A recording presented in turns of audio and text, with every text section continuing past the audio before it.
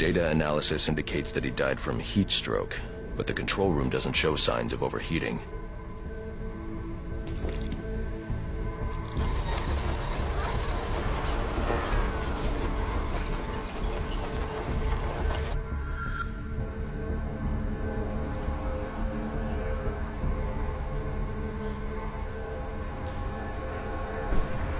This is some kind of crystallized chemical residue. Traces lead back into the lab.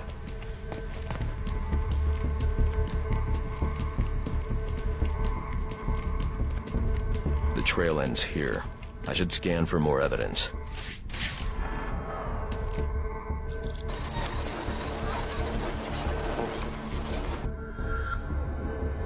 Two men struggled. One of them ran out of the lab. That would be the dead security guard I found.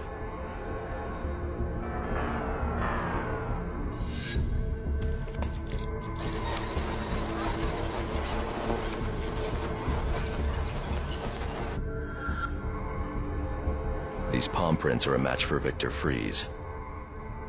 He must have watched the security guard die.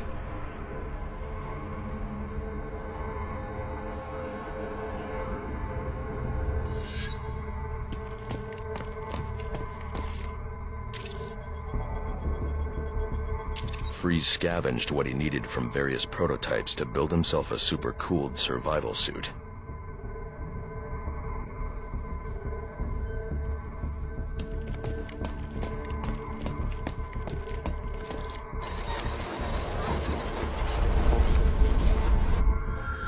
Extreme pressure built up inside the tank when ice sealed these outtakes.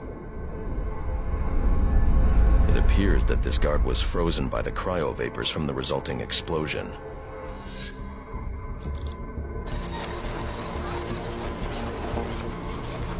The evidence suggests the guard was frozen before the tank ruptured, perhaps by Fries's cryocannon. These DNA traces are a match for Victor Fries. Spatter analysis suggests a blunt impact. Someone assaulted Fries with a weapon. The cannon was knocked over and fired. When the tank exploded, it released a plume of cryochemicals. The plume enveloped Fries and the guard, but the shockwave knocked the assailant clear. I need to find that weapon. It may have evidence I can use to identify the assailant.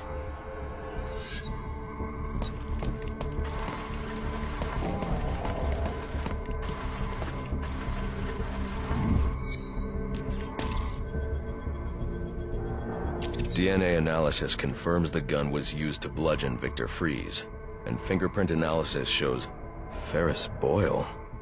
It was Ferris.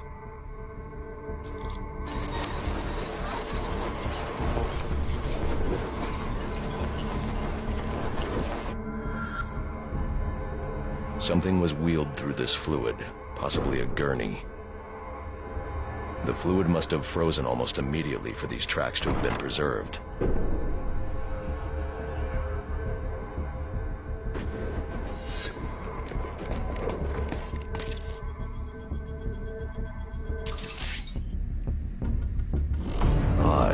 Fries was secretly doing research on Huntington's chorea, but this is a cryogenic weapons lab.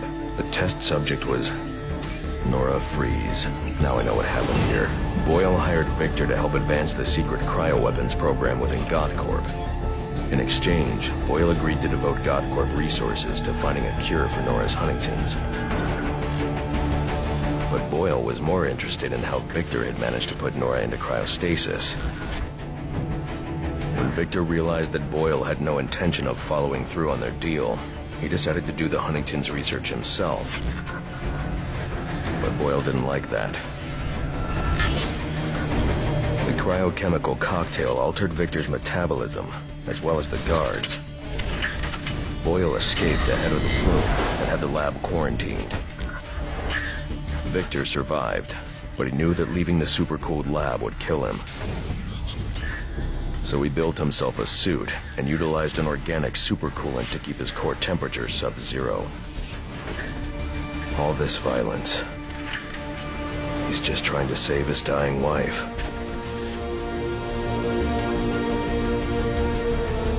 The supercoolant Victor uses in his suit is the same fluid I need for the cryo drill.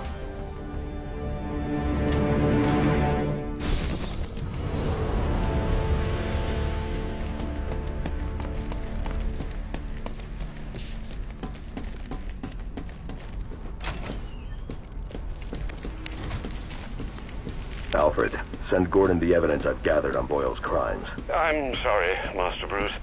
I know you had high hopes for what Ferris could do for Gotham. That doesn't matter now. Victor's plan was never to kill Boyle. He needs Boyle's security access to get his wife out of GothCorp. That's all he wants. And now, you're going to stop him? I have to. And are you still going to need that gurney? I am. But not for Victor.